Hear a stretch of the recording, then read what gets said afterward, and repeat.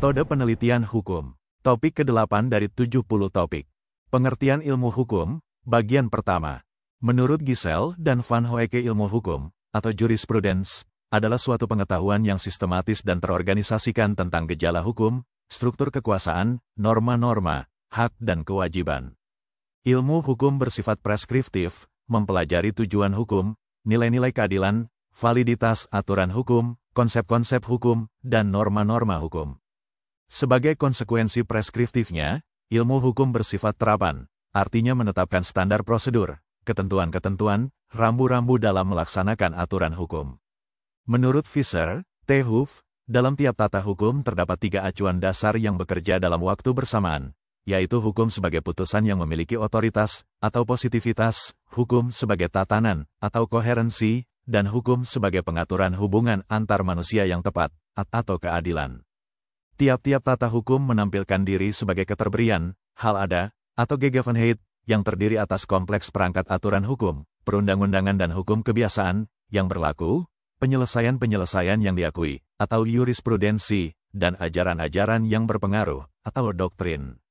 Yuris mencari penyelesaian atas masalah yang dihadapkan kepadanya dengan mengacu pada apa yang sekurang-kurangnya sudah diindikasikan atau dirumuskan oleh undang-undang, putusan lembaga peradilan, atau jurisprudensi, atau oleh ilmu.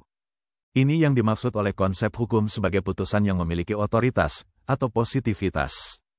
Hukum sebagai tatanan, atau koherensi, artinya dalam tata hukum tidak boleh ada inkonsistensi dan kontradiksi internal. Hal ini diperlukan agar hukum itu dapat dipatuhi dan diterapkan sehingga tujuan pembentukannya dapat terwujud. Tata hukum harus mewujudkan suatu keutuhan, kesatuan paduan, harus koheren. Asas-asas hukum merupakan instrumen untuk mencegah dan menanggulangi inkonsistensi dan kontradiksi internal di dalam tata hukum. Hukum dimaksudkan untuk mewujudkan pengaturan hubungan antar manusia yang tepat, atau keadilan, artinya yang dapat diterima, atau akseptabel, oleh para pihak dan juga oleh masyarakat. Dengan demikian, putusan hukum harus akseptabel dalam perspektif keyakinan-keyakinan kemasyarakatan kontemporer, yang mencakup keyakinan keagamaan, pandangan hidup, nilai-nilai kultural pada umumnya, dan kenyataan-kenyataan kemasyarakatan. Menurut Paul Scholten, ilmu hukum di samping merupakan ilmu logika juga merupakan ilmu tentang keadilan. Kita memiliki kesadaran tentang hukum, perasaan hukum jika orang menghendakinya, sesuatu di dalam diri kita yang membedakan yang adil, sesuai dengan hukum, dari yang tidak adil, atau melawan hukum, yang menginginkan bahwa keadilan, yang sesuai hukum, diwujudkan dan ketidakadilan, atau yang melawan hukum, ditindak. Dengan demikian, ilmu hukum pada analisis akhir, menurut Scholten, berhadapan dengan pembedaan antara yang baik dan buruk. Pengembangan ilmu hukum harus secara cermat menelaah hukum positif atau peraturan yang berlaku, tidak hanya segi positivitas dan koherensinya, atau aspek logikanya, tetapi juga nilai-nilai spirit di dalamnya, atau aspek logikalnya, dalam rangka memanusiakan manusia. Bahwa ketiga aspek tersebut sangat penting dalam kegiatan pengembangan ilmu hukum akan menunjukkan level kedalaman dan orisinalitas seorang yuris ketika melakukan legal problem solving atas isu-isu hukum yang diperhadapkan kepadanya. Gisel dan Van Hoeke membagi ilmu hukum dalam 3 lapisan, yaitu dogmatik hukum, teori hukum, dan filsafat hukum. Menurut Philippus, M. H. John dan Tatik Srijatmiati, secara kronologis, perkembangan ilmu hukum diawali oleh filsafat hukum, yang sangat spekulatif dan disusul dogmatik hukum, atau ilmu hukum positif, yang sangat teknis. Untuk menjembatani perbedaan yang tajam dari 2 disiplin tersebut dibutuhkan disiplin tengah, yaitu teori hukum. Dogmatik hukum, teori hukum, filsafat hukum pada akhirnya harus diarahkan kepada praktik hukum, yaitu pembentukan hukum dan penerapan hukum. Permasalahan penerapan hukum antara lain mengenai interpretasi hukum, kekosongan hukum, antinomi, dan norma yang kabur. Dogmatik hukum. Penjelasan pakar hukum berikut ini dapat memberikan pemahaman yang baik mengenai dogmatik hukum. Mowison mendefinisikan dogmatik hukum sebagai memaparkan, menganalisis, mensistematisasi dan menginterpretasi hukum yang berlaku atau hukum positif. Selanjutnya, menurut M. Van Hoeke, dogmatik hukum adalah cabang ilmu hukum, dalam arti sempit, yang memaparkan dan mensistematisasi hukum positif yang berlaku dalam suatu masyarakat tertentu dan pada suatu waktu tertentu dari sudut pandang normatif.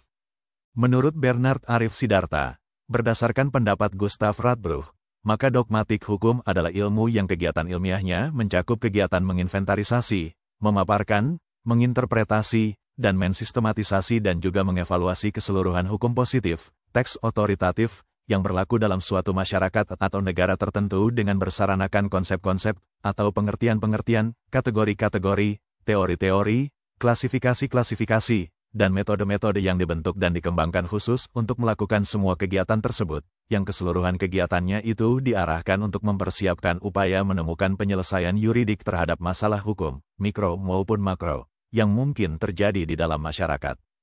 Jadi, ilmu hukum secara langsung terarah untuk menawarkan alternatif penyelesaian yuridis terhadap masalah hukum konkret. Alternatif penyelesaian yang ditawarkan itu dirumuskan dalam bentuk sebuah putusan hukum yang disebut juga proposisi hukum. Proposisi hukum ini memuat penetapan tentang hak-hak dan kewajiban-kewajiban subjek hukum tertentu, artinya, memuat kaidah hukum. Dengan demikian, berdasarkan pendapat Gustav Radbruch, kegiatan ilmiah dogmatik hukum mencakup kegiatan menginventarisasi, menginterpretasi, mensistematisasi, dan mengevaluasi aturan-aturan hukum, baik tertulis maupun tidak tertulis.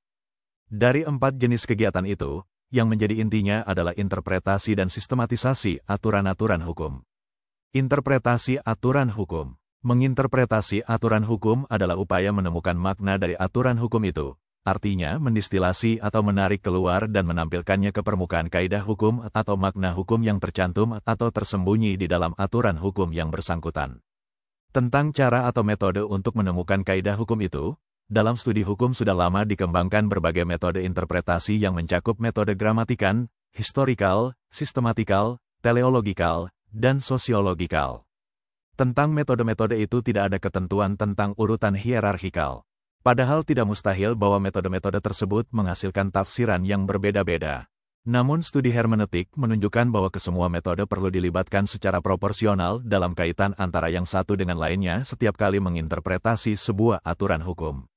Interpretasi secara hermeneutikal, atau dari titik berdiri interpretator atau penstudi sebagai partisipan, dilakukan dengan jalan berdasarkan pemahaman tata bahasa atau kebahasaan, atau gramatikal, yakni berdasarkan makna kata dalam konteks kalimatnya, aturan hukum tersebut dipahami dalam konteks latar belakang sejarah pembentukannya, atau historikal, yang menemukan isi aturan hukum positif itu, untuk menemukan ratio legisnya, serta dalam konteks hubungannya dengan aturan-aturan hukum positif yang lainnya, atau sistematikal, dan secara kontekstual merujuk pada faktor-faktor kenyataan kemasyarakatan dan kenyataan ekonomi, atau sosiologikal, dengan mengacu pandangan hidup, keagamaan, serta nilai-nilai kultural dan kemanusiaan yang fundamental, atau filosofikal, dalam proyeksi ke masa depan, atau futurologikal.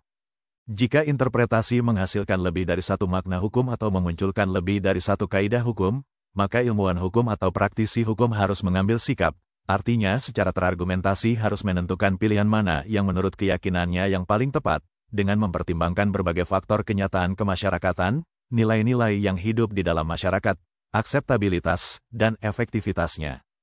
Itulah materi topik ke-8 metode penelitian hukum. Channel ini dimaksudkan membantu para mahasiswa untuk memahami perkuliahan dan masyarakat umum yang ingin menambah wawasan. Untuk pemahaman yang lebih baik, putar dan dengarkan video tutorial berulang-ulang. Subscribe dan like, agar Anda mendapatkan update tutorial lainnya. Bagikan link video ini agar teman-teman juga mendapatkan manfaat channel ini. Sekian dan terima kasih. Sampai jumpa.